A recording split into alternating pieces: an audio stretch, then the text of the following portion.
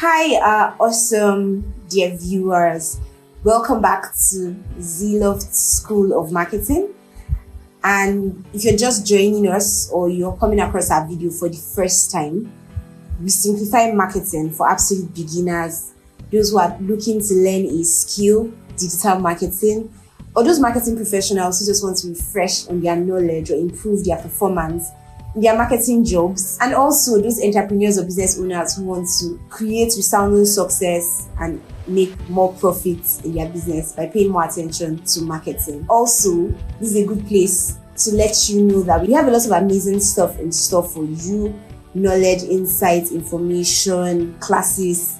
All you have to do is hit the like button, the subscribe button, and hit the notification bell so you don't miss out on any of our very amazing videos, our very amazing content, our very amazing knowledge that we create just to make you a better marketer and also to help you achieve your goals of making more profit for your business, your brand, or the organization that you work for. Now, in our last class, we learned the basics of marketing and the marketing funnel. Now, today we will be talking about one of the most important parts of marketing: your audience. Now, if you don't understand who you're talking to, your marketing will not resonate with them. And I'm not talking of a try and error kind of situation or a guesswork. I'm talking about really understanding your audience so that you know exactly what they want to hear, what they need to hear, and then when they need to hear it.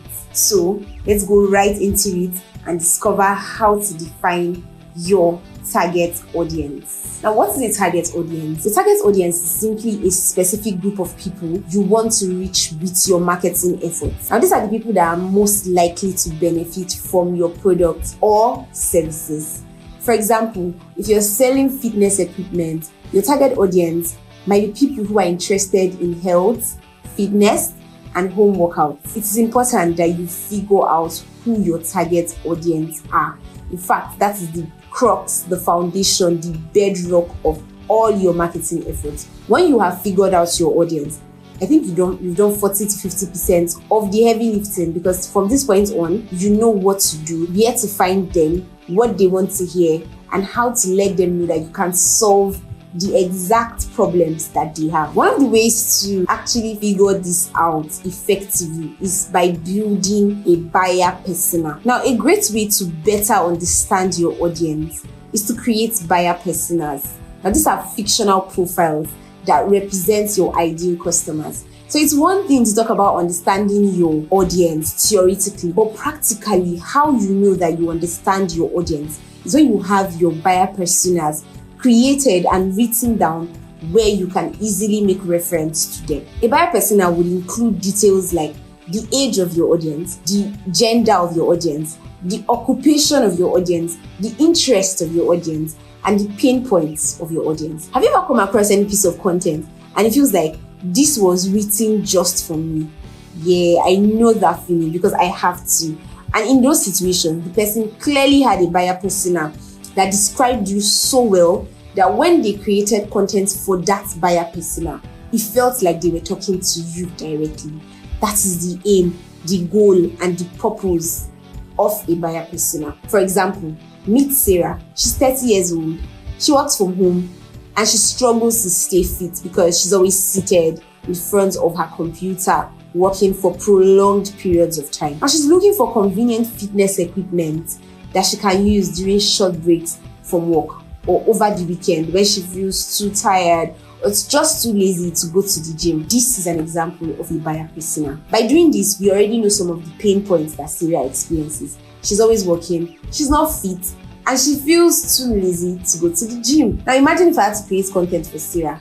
I could start with, do you work for prolonged periods of time and feel like you are not as fit as you would want to be? This line will get to Sarah because she will believe that this person must know my problems. And if they know my problems so well, they will be able to prefer a very effective solution. So that is the secret of creating your buyer persona. And you don't have to have just one buyer persona.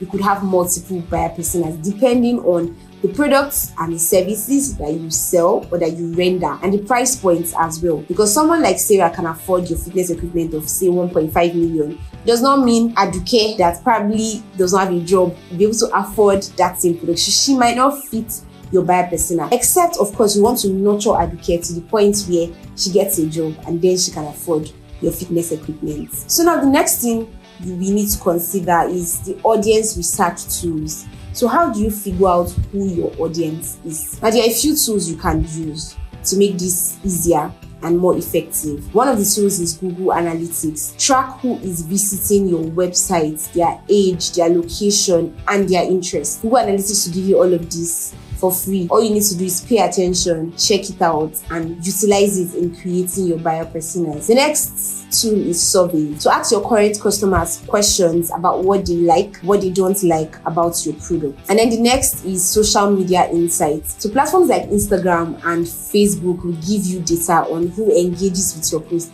especially if you're a new business and you don't have so much customers to extract data from. You can use social media. Find out the people that are visiting your page, the people that are following, liking your page. It will tell you maybe there are more males, maybe there are more females, maybe they come from Nigeria or they come from Kenya.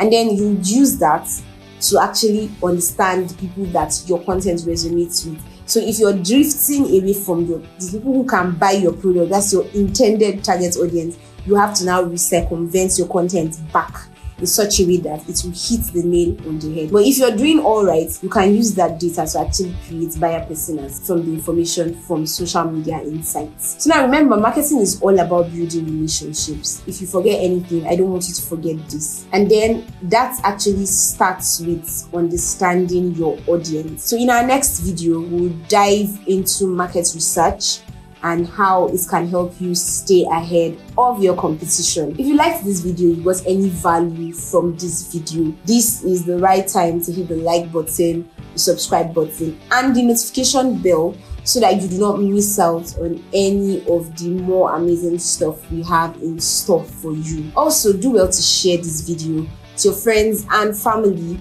who either have a business, are trying to get a skill, or are marketing professionals, and this will prove to be valuable to them. Finally, make generous use of the comment section.